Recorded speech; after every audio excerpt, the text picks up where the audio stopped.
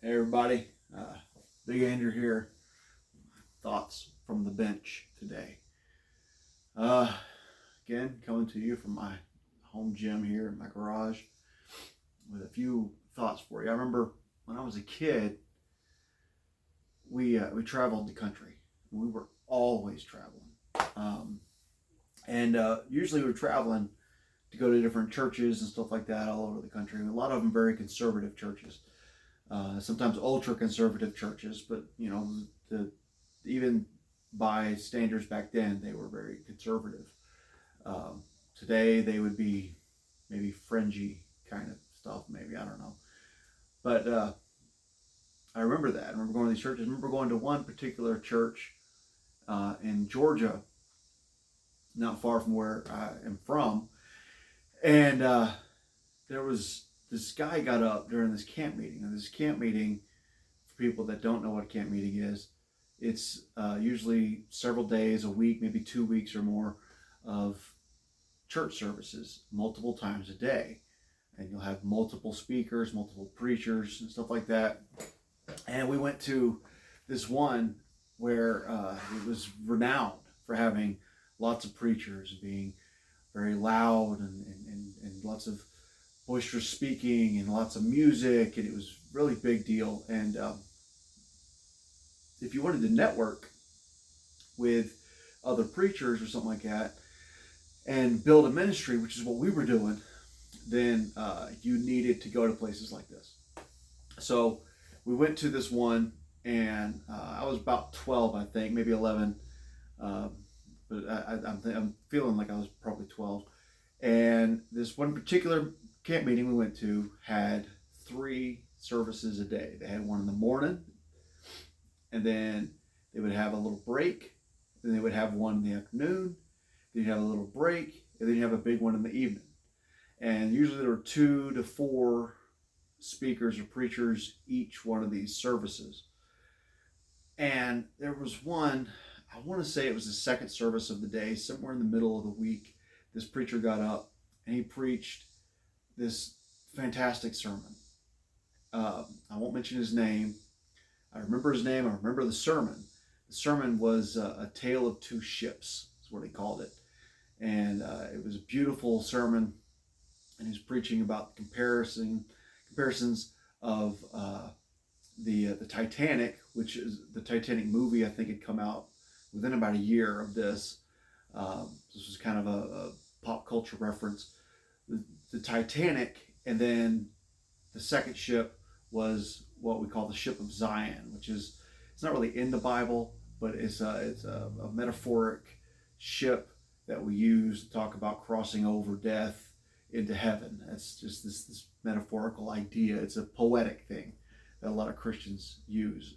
And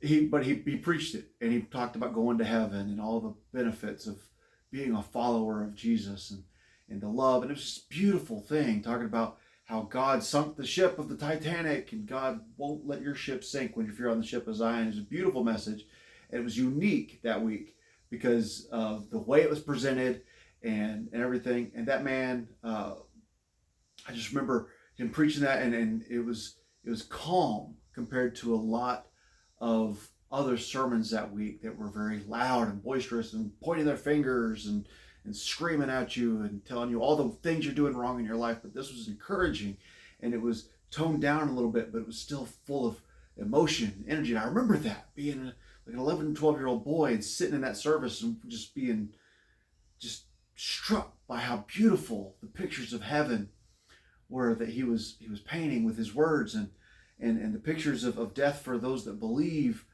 As a Christian, we believe that once you die, you go to heaven, and your pain is gone and everything's gone, and all the problems you have on earth are taken care of. You don't have that anymore. And I just remember that, and I remember just being just struck by that.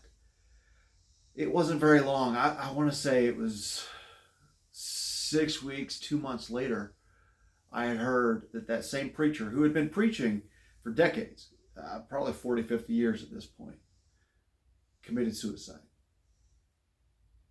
And I was confused. Here's this man that preached one of the most beautiful sermons on heaven, and it was poetic, and it was emotional, and it was just captivating. And he seemed to have such a great relationship with God, and he knew the scriptures so well. He was just quoting things left and right, just over and over. It was crazy. He was depressed, and he committed suicide. And I found out that he had been battling with depression for years. And I was led to believe that depression was a sin, and depression was wrong, and you shouldn't have depression. Depression is something that it gets between you and God. But there's this man preached this beautiful sermon. It was as if God was talking through him, and then he goes and he commits suicide and kills himself. Not too long after I heard that sermon, I was shocked. I was shocked, and I couldn't process it. Fast forward 2.5 decades or more, actually. I'm 39 now, and I think about that sermon often and about that man. And I still see his face in my mind. And I get it now. The church, Christians, let's not say the church. There's been a lot of Christians and people who have misconstrued the Bible to say that having depression is a sin. Worrying is a sin, and these things are sins, but they're not sins. They can be sinful if they take over your life, right? If that becomes the thing that you look to and becomes a part of who you are, and you're a Christian, and you define yourself by that instead of by Jesus Christ, I think that could become a sin, okay? But to say that anybody who is worried or has depression is living in sin is wrong. It happens. Not every day is going to be beautiful, and you're not going to be able to find joy in everything. There are lots of days where we get up in the morning, and when we were kids, is a Bible verse from the book of Psalms, and we sing it, you know, this is the day the Lord hath made. I will rejoice and be glad in it. And it takes effort. The idea of I will rejoice is like, I'm going to put some effort in to being okay today. But I may not actually be glad or okay today. I myself have had to pull myself out of depression. I've been preaching for a long time. Like I said, I'm 39 years old. I started preaching a long time ago, a couple decades ago, actually. I felt like I was going to be a preacher around the same time that I heard that sermon that man preached about the ship of Zion. And I always think about that when I was getting ready to preach or start studying. Like, this preacher had horrible depression. He took his own life. Like, that's terrible. Then I went through depression. My high school years, I mean, a lot of guys and girls, you know, in high school and, you know, teenage years or maybe college years, go through some level of depression and anxiety. I think it's a natural part of growing up. I didn't do medications for it. I didn't really seek out anything. I just dealt with it because it was part of who I was. I was just sad. You're figuring out life. Your hormones are crazy. It's all kinds of things going on right then. That's tough, right? It's just tough sometimes to figure that out. I have a teenager right now, and she goes up and down, and I have a tween, and I'm about to have another tween because we're having another birthday here in a couple months. And you know, with my kids, they all go through different hormonal changes through different stages of their life. You know, from 4 to 14. You know, and they have all these emotions and stuff that go through, and sometimes it comes across as something that you're like, man, I wish they didn't have this, and all that. And I went through it though. I went through depression and anxiety. I even had the same kind of suicidal thoughts and stuff like that. It's by the grace of God that I never once attempted. I never dealt with it in that way. But I had my own problems. Even recently, I'm a generally fairly happy person. People know me. I make jokes. I'm a happy person. And I don't make jokes that mask my depression. This is part of who I am. I'm just a happy person, a pretty intense person, but a pretty happy person. I'm a content person. And I went through some stuff lately, man, and I'll give you a little bit of it. I started a business a couple years ago and loved it. I mean, I loved it. And I was doing that, and I was working in another business on the side for some other people, and I had my own personal training, coaching business, and I loved doing it. Man, I enjoyed seeing the effort people put in and the results they were getting, and it gave me time to train on my own because I was in the gym all the time. And then I left the other company I was working for to go full-time to my business, and things were going well for a little bit, and then it just kind of just hit a slope and started going down, and the economy hit, and it was just tough. It was hard to build the business. An opportunity came up for me to take what I knew about business and what I knew about training and the physical body and things, and translate that to another company and go full-time into that and make the money that I needed to make and be able to support my family better, and things were looking up. I was like, hey, let's do that. So I closed my business and let all the licenses and everything expire, because I was like, I'm closing this. I'm burning that bridge. I'm not going back. I enjoyed it, but I had to find something else. So I closed that and I went on to this other thing, and I enjoyed it. I'm gonna say I loved what I did. I loved it. I had a lot of things about it that really struck me as something that I would love to do forever. I mean, and we see people get results from the fitness and the wellness that we were working in, and we were seeing the business do well, and I mean, there were ups and downs, and the money flow, cash flow with the business. There was always that with businesses and stuff, and the economy was tough. I was fighting uphill, and then I found I was fighting uphill with some personnel issues. So I was the general manager, and I was supposed to be in charge, but all of a sudden I'm not in charge, and these personnel issues going forward that I didn't understand why they were, but they were the way they were because people had made decisions unilaterally and didn't talk to me about it, and that's is what it is. And then I got demoted because the corporate structure was doing away with some of the duties and job that I did. When I got demoted, I lost most of my salary, about half, really. It was big chunk of my salary. I thought, well, I don't know what I'm going to do now. It just cut my salary. I think it was 46%, and it hurt. Man, it hurt. But I had nowhere else to go. So I stayed, and I started looking and started studying and learning more techniques and other things to take my skills other places. And I got hurt. Not necessarily at work, but around work and stuff. I got hurt my shoulder, hurt my biceps and stuff like that, and I had to have surgery. I put the surgery off for a long time, and I even competed with the injury. Biceps tendon was torn, slap tear. I had some issues in my labrum on my right shoulder. It was pretty bad. I lost a good 75 pounds on my press, bar press, military press. It was bad, pretty bad. I had a hard time benching. Like, everything hurt, right? It hurt my deadlift, it hurt my squat. My hands were going to sleep when I would squat because of all the issues and the swelling that was in there.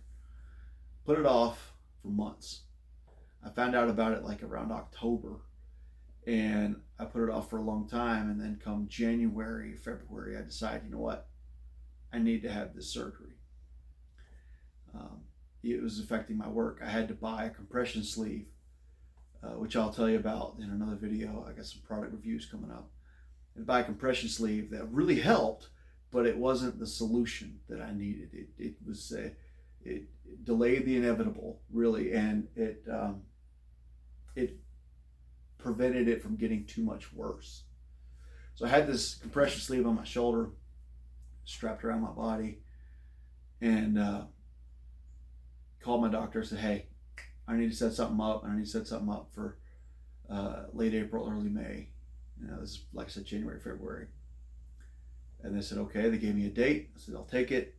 There you go. Beginning of May, I'll take it. And I told my boss, I said, hey, the owner of the business, I said, I got surgery coming up on this day, and I won't be able to do certain parts of my job. The physical part of putting my hands on people to help them, I won't be able to do. I can talk people through it. I can train. I can do the sales part. I can run the front desk. I can do these other things for a little while until my shoulder is healed enough and my biceps are healed enough to be able to do the job again.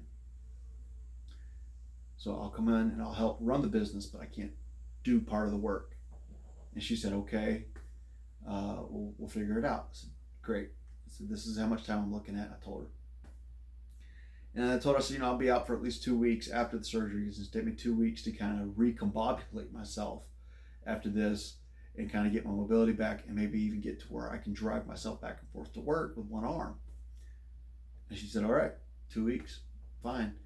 And she even offered, she didn't have to, I didn't ask for this.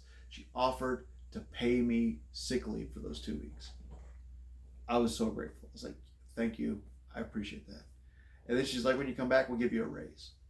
So that, because you're gonna lose some of the money off of the back end from the other things that you're doing. So I'm gonna give you more money every hour to come in and just do the administrative work and desk work and stuff. I said, great, thank you. I didn't ask for that either. I was just happy to come in and do the work and help the business. 2 weeks goes by for my surgery. I go in for my follow-up for them to clear me to go back to work and to drive and stuff. I call her up, or I sent her a text is what happened. I sent her a text. I said, hey, look, my car was in the shop at the time, so my car's in the shop. I'm not able to come in right now, but later this week I can come in. I got cleared to be able to do work again. She called me up, fired me. Gut punch right there. That hurt. I risked everything. I gave up a business that I enjoyed to do this job, and she fires me. Man, it hurt. I finished some other education I was doing, and I started looking for jobs. I've been putting in for jobs, and I'm still, at this moment of recording, still technically unemployed. I've been looking for work, putting applications, getting education, getting certifications, going on interviews, just all this stuff, and it's depressing.